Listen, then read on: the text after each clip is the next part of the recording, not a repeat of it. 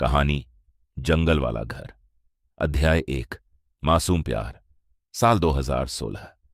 झारखंड के एक छोटे से शहर में रहने वाली रिया एक सीधी सादी कॉलेज लड़की थी। रिया पढ़ाई में अच्छी थी और उसका सपना था शहर छोड़कर बड़ी जिंदगी जीना। कॉलेज में उसकी मुलाकात हुई अमन से। अमन स्मार्ट था, बातों में मीठा, और हर लड़की उससे जल्दी प्रभावित हो जाती थी।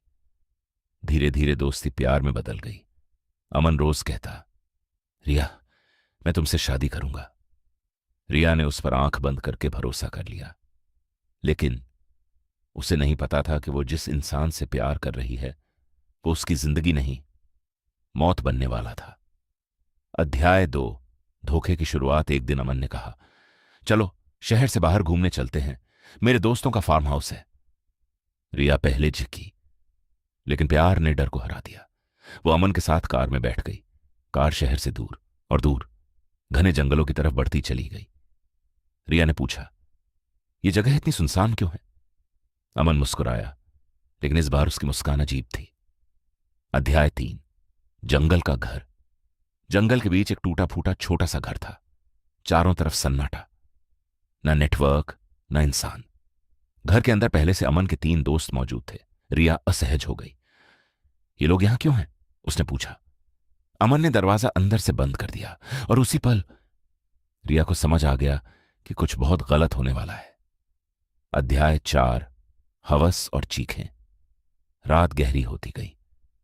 रिया की चीखें जंगल में गूंजती रहीं, लेकिन सुनने वाला कोई नहीं था। जिस इंसान पर उसने सबसे ज्यादा भरोसा किया, उसी ने अपने दोस्तों के साथ मिलकर उसकी जिंदगी बर्बाद कर दी।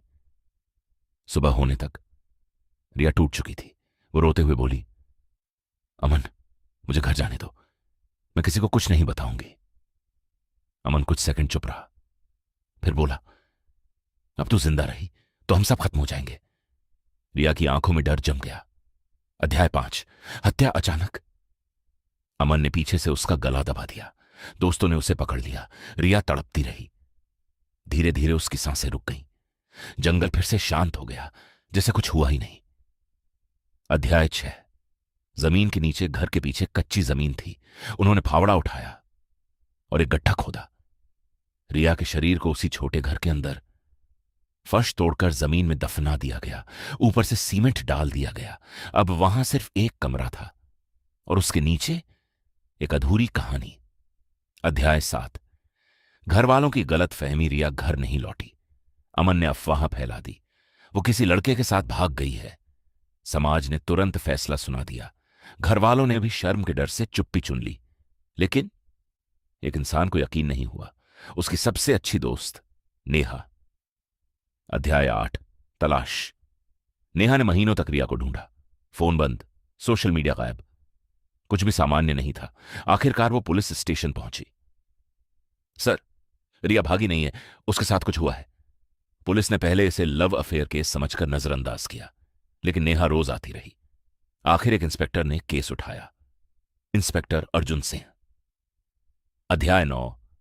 जांच शुरू। अर्जुन ने कॉल रिकॉर्ड निकलवाए। आखिरी लोकेशन जंगल के पास। अमन से पूछताछ हुई। वो बार बार कहानी बदल रहा था।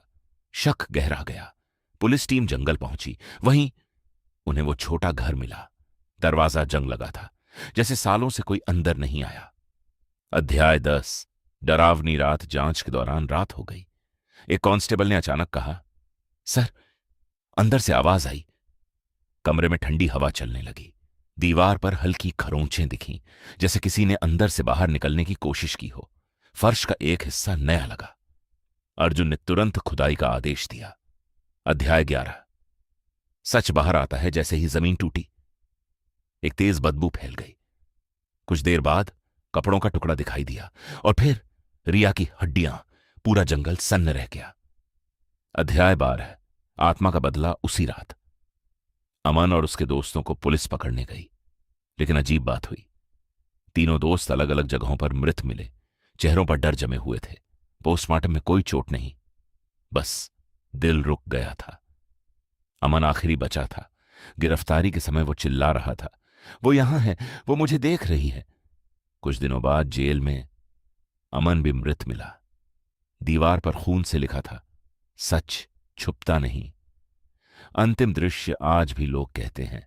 उस जंगल के घर से रात में रोने की आवाज आती है और कभी कभी फर्श पर गीले पैरों के निशान दिखते हैं, जैसे कोई अब भी इंतजार कर रहा हो न्याय पूरा होने का।